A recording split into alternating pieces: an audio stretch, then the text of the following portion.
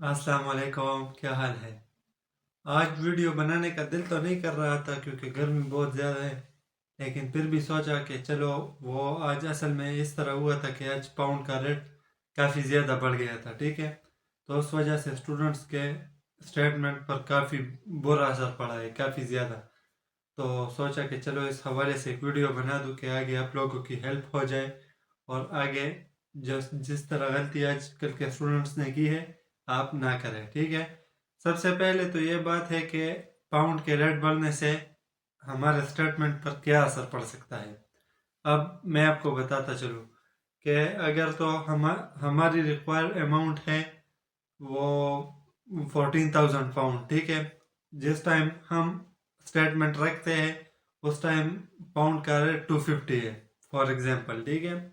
हम 250 के हिसाब से 14,000 पाउंड रख लेते हैं।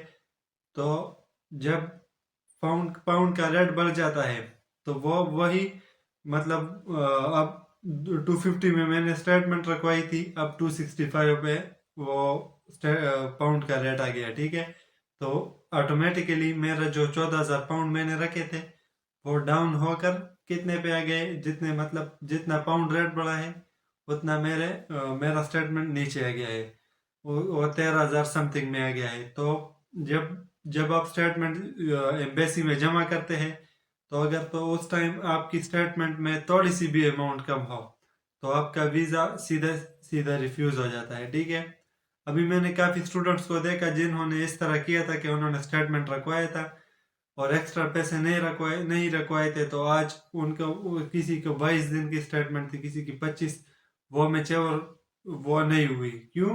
क्योंकि इस वजह से कि अब उनको दोबारा से और पैसे ऐड करने होंगे अकाउंट में और स्टेटमेंट फिर से स्टार्ट करनी पड़ेगी। तो जितने 20-25 दिन उन्होंने इंतज़ार किया था वो ज़ाया हो गए, ठीक है। तो सबसे पहले आपने क्या काम करना है, आपने काम यह करना है कि अगर तो आपको 14,000 पाउंड रिक्वायर्ड है, 15,000 रिक्वायर्ड है, जो पाकिस्तानी फॉर एग्जांपल वैसे ही अंदाजे के मुताबिक 40 लाख बनते हैं, ठीक है। तो आप एहतियातन एहतियातन 42 लाख 43 लाख रख लें।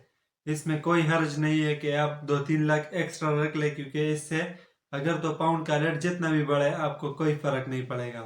अब मैंने जब स्टेटमेंट रखवाई थी तो इस तरह था कि उस टाइम पाउंड का रेट जो है वो 235 और 236 237 इस तरह का चल रहा था, और मैंने रखवाई कितने में थी, 295 में। अब मैं आपको ये नहीं कहता कि आप 295 में ही रखवाए, लेकिन मेरा दिल वो बिल्कुल मुतमईन था कि अगर पाउंड का रेट जितना भी बढ़े तो कम से कम एक महीने में 60 रुपये तो बढ़ने से रहा, इतना तो नहीं बढ़ता। लेकिन अगर तो 20-30 रुपये बढ़ता भी था तो मेरे स्टेटमेंट पर कोई असर नहीं पड़ना था, ठीक है। तो ये चीज़ लाजमी जहन में रखे, जिस टाइम भी आप स्टेटमेंट रखें तो 2-3 लाख रुपए एक्स्ट्रा रखवाए, ठीक है। क्योंकि पाकिस्तान के हालात का कोई पता नहीं चलता कब पाउंड का रेट कितना बढ़ जाए। आज तकरीबन पाउंड का रेट 252 से 265 पे चला गया है, इतना काफ़ी बढ़ गया है। तो इसका फिर एक ही इलाज होता है, या तो आपने वो स्टेटमेंट दोबारा से स्टार्ट करनी होगी और पैसे ऐड करके, या इसके अलावा अगर तो आपने स्टेटमेंट ऑलरेडी स्टार्ट है तो फिर आपको यूनिवर्सिटी को 500 पाउंड 1,000 पाउंड एक्स्ट्रा पे करने होते हैं। जब वो आप पे कर लेते हैं तो आपकी रिमेनिंग कम हो जाती है, तो उस हिसाब से आपका वो स्टेबल हो जाता है स्टेटमेंट।